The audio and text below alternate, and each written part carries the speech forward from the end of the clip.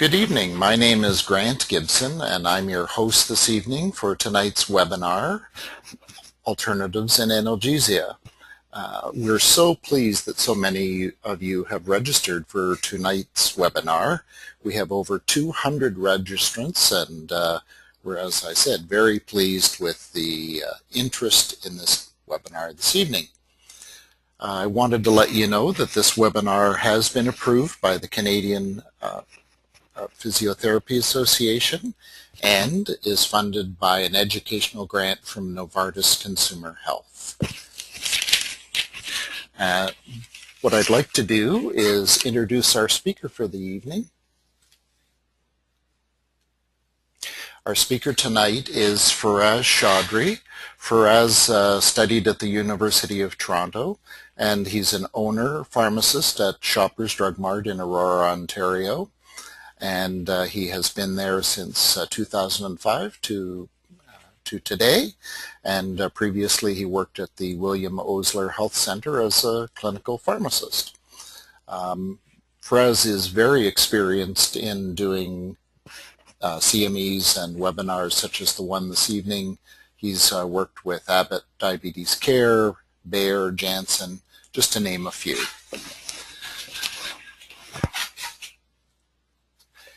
Now, the objective of tonight's webinar is to gain a better understanding of the role of OTC pain relievers and the role they can play in patient recovery and comfort. What we hope will transpire this evening is that it'll help you sort through the myriad of OTC medications for pain that are out there, and that you can help your patients find the best therapy for them. Now, I just wanted to add that we have a large group this evening, and often in webinars there is a facility to take questions. But with the group the size we have this evening, instead what we're going to do is you'll be receiving an email within 24 hours of this evening, and in that email will be a link, and you'll be able to email your questions directly to our speaker, Faraz Chaudhry. And Faraz has very generously agreed to answer questions that you might have. And the webinar will also be archived on the CPA website, so you will be able to access that as well. So I'd like to, at this point, pass control over to Faraz Chaudhry, who will take us through his presentation.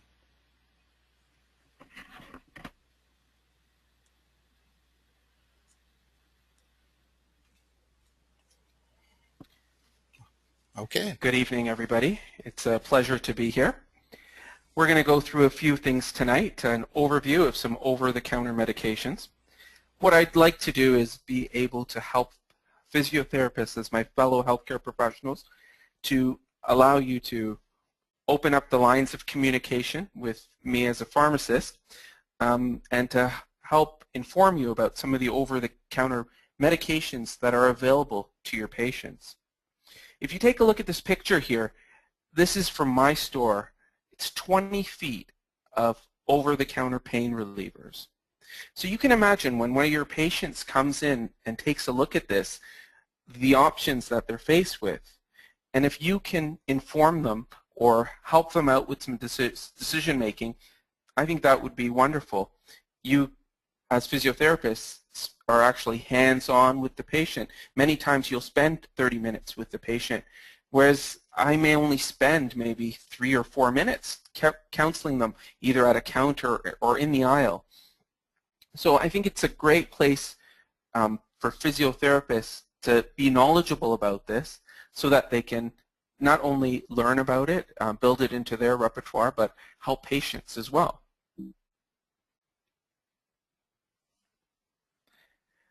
So this is a chart that I really like. And the reason I like it is that it gives me a breakdown of everything that's available to you. You've got your OTC medications for pain and inflammation, and it breaks down to your oral as well as your topical. In your orals, you've got common things like Tylenol, Advil, aspirin, and Aleve. All of you would have heard of these things or used them yourself.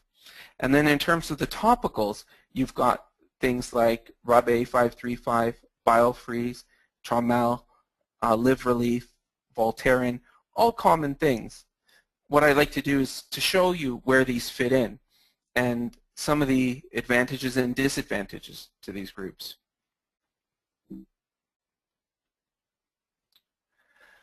So I'm going to show you just a small video here just that shows you the mode of action for a systemic product. We'll start with the orals.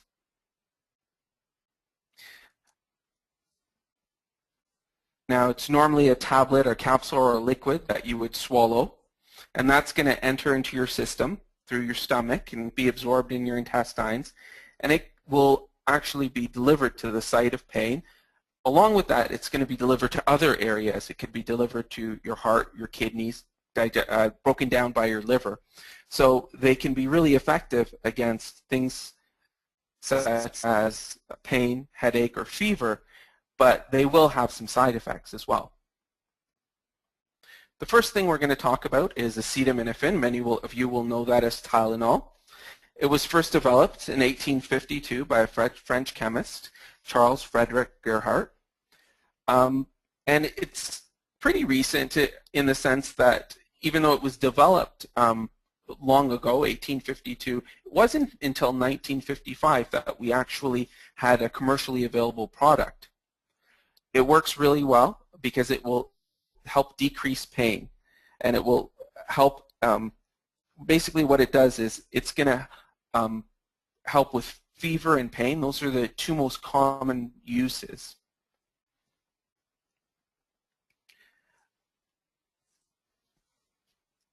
Things that are important about Tylenol, something that's commonly used, is that you have to differentiate with some other products. It will help for mild or moderate pain, but it won't help with inflammation. When taken correctly, it works great. It's one of my favorite over-the-counter products because it is so safe. It is broken down by the liver, so you do have to be careful with certain things. Taking too much of it can be harmful to your liver. If mixed with alcohol or in alcoholics, it can be quite dangerous. So you've got to be careful with that.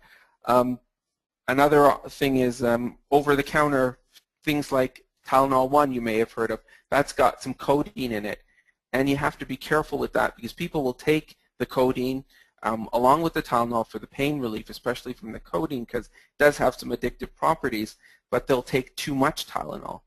So although it's very safe, there are some harmful side effects to it.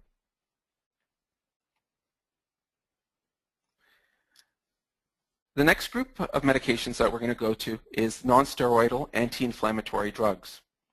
Now this is a big category. We've got brand names such as aspirin, Advil, and Aleve, and these work by blocking or reducing prostaglandins throughout the body, and that's what's going to help with inflammation, pain, and fever. There's lots of permutations of these. They come in different varieties. You'll see in a pharmacy that they've got quick gels, coated products, things like baby aspirin, maximum strength or stomach guard products. So there's a whole range of these things. Essentially, they're very similar. And if you know what the key active ingredient is in these products, you'll have a better understanding of them. Same with what we just talked about, some acetaminophen. It's very similar that there's tons of acetaminophen products out there, but they're really just permutations of the same thing. You'll have a product that's got extra caffeine in it to make it work a little bit faster, or you've got a quick gel that's got a quick release mechanism, so it's absorbed a little bit faster. But in the end, it's the active ingredient that really counts, and if you know what that active ingredient is and how it works, you'll have a good understanding of the product. Ibuprofen is Advil, or it's Motrin is another one. It's got many generics like Life brand. It was developed in the early 1960s, and it was introduced into the U.S. in 1974. It's an NSAID, and it will act to at the site of pain to block some of the chemicals that produce inflammation.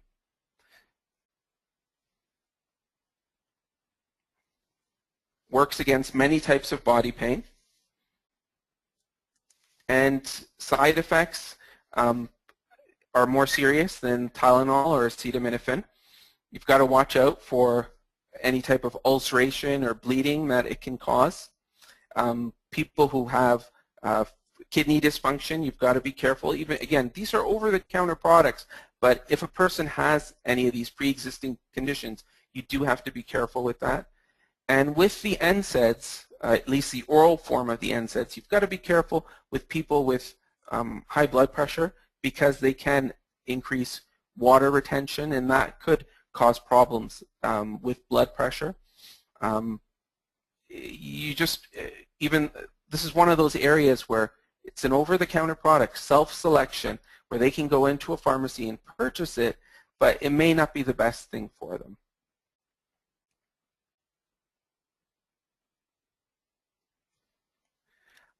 Another NSAID we have is Naproxen.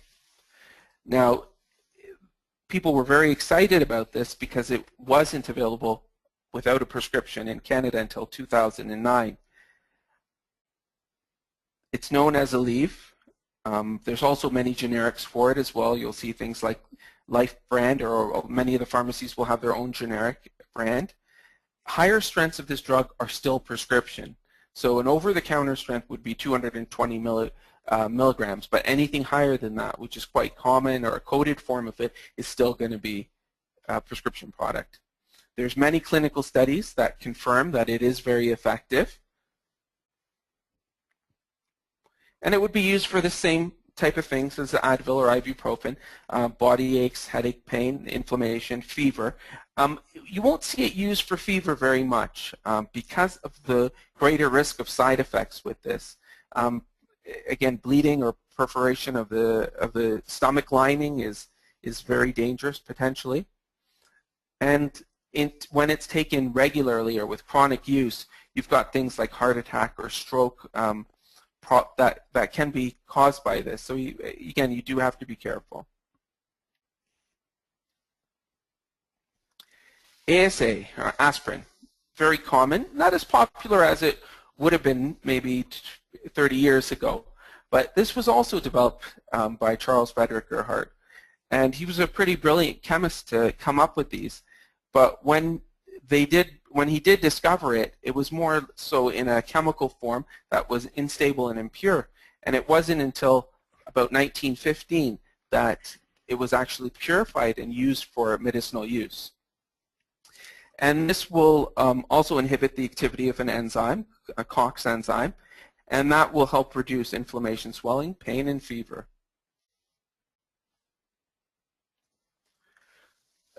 Problems with this. Works really well. Lots of people like it. It's an old drug, but works wonderful. A lot more side effects than even the Ibuprofen or the Naproxen. So it can cause things like stomach problems, upset stomach, heartburn, ringing in the ears, nausea, yellowing of the eyes or the skin, and it can even cause some serious bleeds. Also, there's lots of drug interactions. If anybody's on blood thinners, you've got to be very careful with this because it can increase bleeding.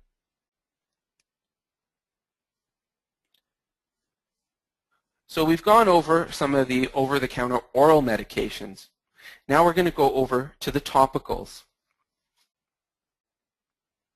The advantage of a topical is going to be that it's not actually taken internally, so you may not have that same, it may not work as well, but you're not going to have the same side effects. The first group we're going to talk about is the Rubefacients. Now these work by causing some reddening of the skin, by causing the blood vessels of the skin to dilate. They're going to cause a nice warm feeling. Patients really like this because it really feels like it works, and you feel it right away.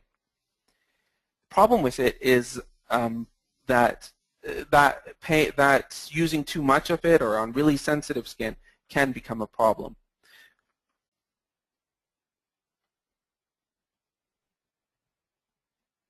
See some animation here.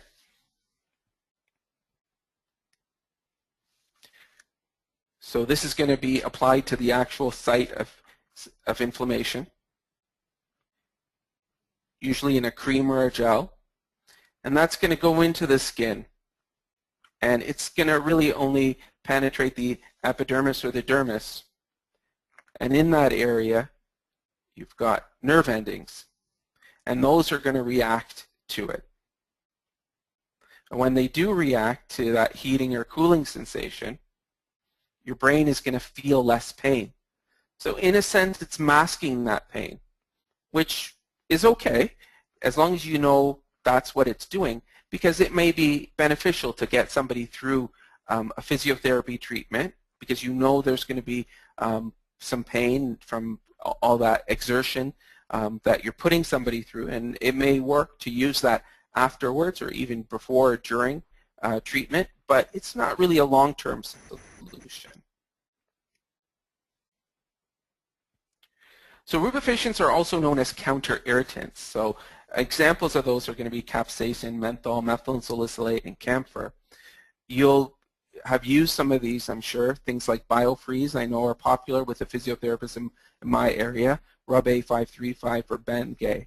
The risks of these is that it can cause some blistering or burning. Many patients will come in to me afterwards complaining that, oh, it burned a lot or it irritated their skin. And people with sensitive skin, you've got to be careful with it. It can cause a lot of redness. Grant, our moderator tonight, told me a story of how he tried to put on one of the capsaicin products, and that's essentially an extract of red chilies. And when he did apply it, the burning and the pain was so unbearable that he had to jump into the shower and wash it off. It's surprising how common things like that are. You've just got to have the right, you've got to make sure it's the right patient and the right situation that you use these, and they're not going to work in all cases.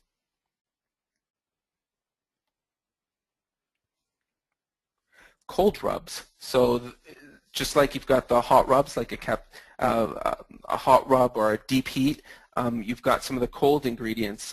Biofreeze is a common one where it will use an ingredient called menthol, and that will give you that feeling of a cold, that it's cooling it down. Menthols will trigger cold-sensitive receptors in the skin, and that's how it produces that cooling sensation. But it doesn't actually cause any change in temperature. So Biofreeze, which is pretty well known in the physiotherapy community, that uses menthol in different concentrations, anywhere to between 4 to 10%, and it uses some other ingredients as well that may help. Hot or cold packs. Actually, we'll go to topical products, how they work. Just an animation here for you.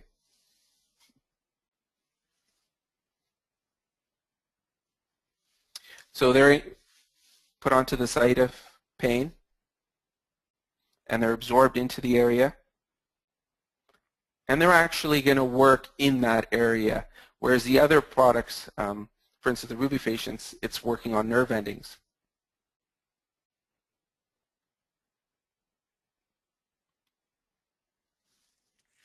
Just going to talk about this again, hot or cold packs. Sometimes this would be a very appropriate therapy. It's just going to act on the more of a superficial area, 1 centimeter or less, and what it's going to do is it could increase or decrease circulation. There's definitely going to be situations where you are going to use this. For instance, if it's a muscle injury or muscle strain, many times you're going to use an ice pack as your first line of therapy. Or other times, you may use a heat pack, which would warm or soothe the muscle to make a patient more comfortable. Now we come to homeopathic medications. Now, homeopathy originated probably about 200 years ago, and it works on a doctrine of like cures like. And according to this theory, a substance that causes a symptom of a disease in a healthy person will also cure a similar symptom in sick people. And it works by low concentration. So what they do is they'll put an ingredient through a series of dilutions. So they'll dilute something 10 times or 100 times, or many times you'll see something diluted 100 times. So they'll take a compound like arsenic, for example, and dilute it, take it through a series of dilutions again and again and again, up to the point where you may not even have any of the original molecule left in your medicine, in your homeopathic medicine. And although this doesn't have any scientific support, pharmacologically there may not even be a molecule of the active ingredient in the actual cream or gel. Many people report that it does work, and there are some studies that show it does work, but generally there's no large clinical trials that will show this. Traumeel is a very common gel or cream that you may see, and it's a combination of different types of homeopathic medications. It's things like calendula, belladonna, ignitia.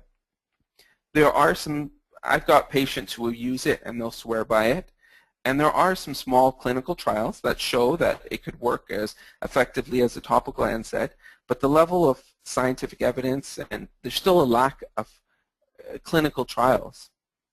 So, you know, I always tell my patients, you know what, if it works for you, go ahead, use it. But you've got to know its place in therapy. Another common group of medications that a lot of your patients will use is natural health products. So these are herbal or homeopathic products. And they'll use things like an oil of wintergreen, menthol, or something very common that I've seen a lot in patients have been asking me for it is liver leaf, and that uses a herb. It's in a unique delivery form. And you know, you'll see they may work, they may not work. It's kind of hard to say. A lot of times, if it's on TV or there's commercials for it, I get a lot of people asking me about them. But this whole area doesn't include any pharmaceutical products.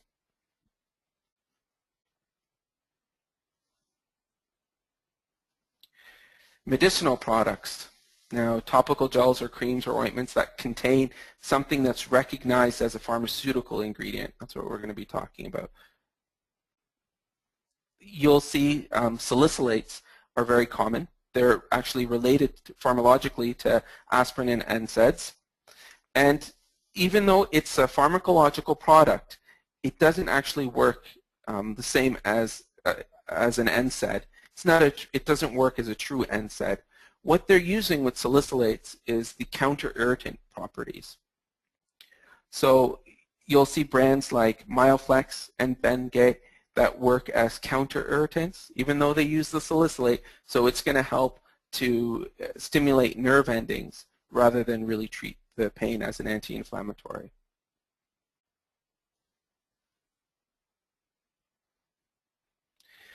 The last item that we're going to be talking about is a unique product because it's in a category by itself.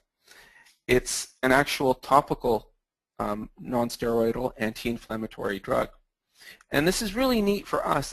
In pharmacy, it was really neat because in the past, this used to be a prescription product. I can remember that we would actually compound it in pretty high concentrations and use it.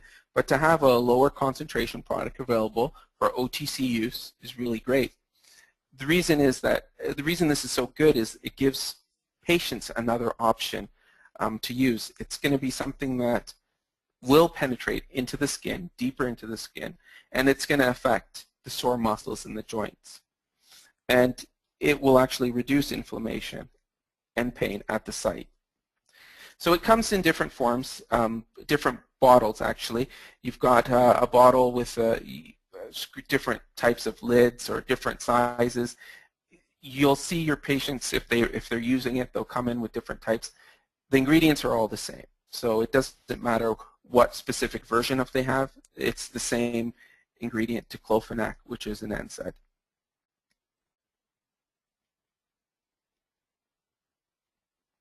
So we're going to see an animation of how this product works. So you've got your site of inflammation. Could be a knee or a joint, like an elbow. And this is going to penetrate the skin differently.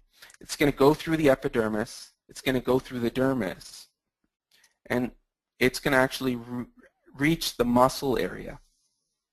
And if it can reach the muscle area, that's where it's going to help with inflammation and pain. So that's something we haven't seen in the topical product. So that's why I usually see this as a category of topicals that's really on its own, kind of unique.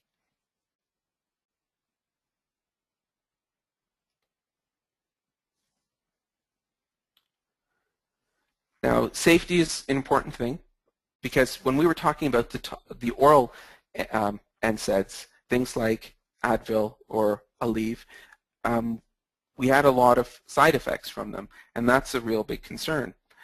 Only 6% of systemic absorption versus an oral diclofenac. So it doesn't really get absorbed into your bloodstream as much. It's going to be absorbed topically in the area, and it concentrates into the different joints or wherever you're using it. And the nice thing is that it can be used by elderly patients, and there's no dosage reduction. A lot of times with many drugs in pharmacy, we've got to account for different things like kidney function, age, liver function, and reduce the dose based on that. Here, you don't have to worry about that because there's so little absorption into the overall body. It's only at the site. It's a product that's new to us in Canada, but it's been used around the world. Between 1985 and 2009, 424 million patients. So it's got a proven safety record.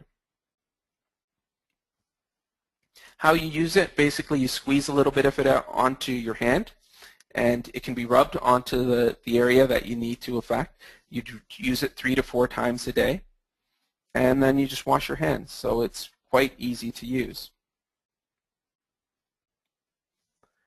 Scheduling. This is an interesting area.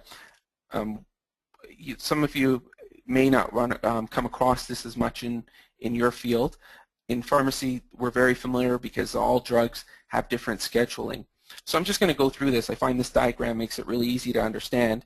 You've got your Schedule 1 products, and these are prescription products where you'd have to go to your doctor and get a prescription. An example would be Celebrex, which is a prescription anti-inflammatory. So a doctor's got to prescribe it, only a pharmacy can fill that prescription. Your next schedule is a Schedule 2 product, so it's an over-the-counter medication, but it's kept behind the counter. You have to ask the pharmacist to get it.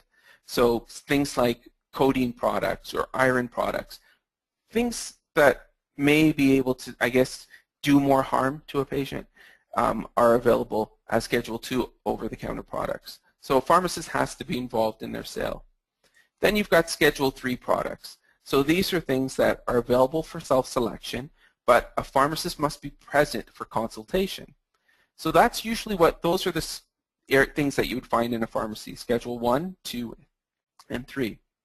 Then we've got things that are not actually scheduled, or they have different scheduling than drugs. So we've got natural health products, things like Biofreeze, homeopathic products, and then unscheduled products. It's interesting that Health Canada has given Voltaren an unscheduled listing. What it means is that it's pretty safe to use, whereas the other products were given, many of the products we talked about, the oral products are Schedule 3.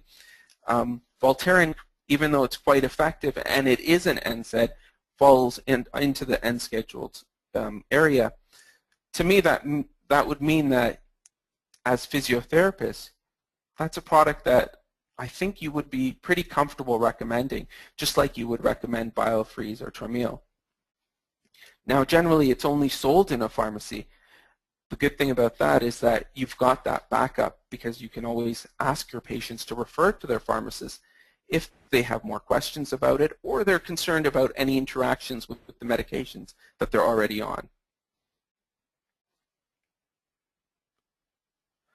So in summary, we talked about oral medications, medications that are absorbed through your stomach, and We've had things like Tylenol or Acetaminophen, which is very safe, but you've got to watch out for liver issues. Then we've got aspirin, ibuprofen, and naproxen. Very effective, but they do have serious stomach side effects, and you've got to watch out for any interactions that they may have. And the other group we talked about was some of the topicals. You've got your Rubefacients, so counter irritants that are going to create a heating or a cooling sensation. You've got your Salicylates, which is an NSAID, but still works as a counter irritant. And then you've got your homeopathic and natural pain relievers, which many times will work very well.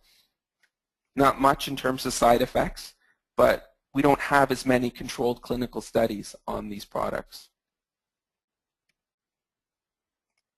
And lastly, we've got topical NSAID, which is kind of on a class of its own.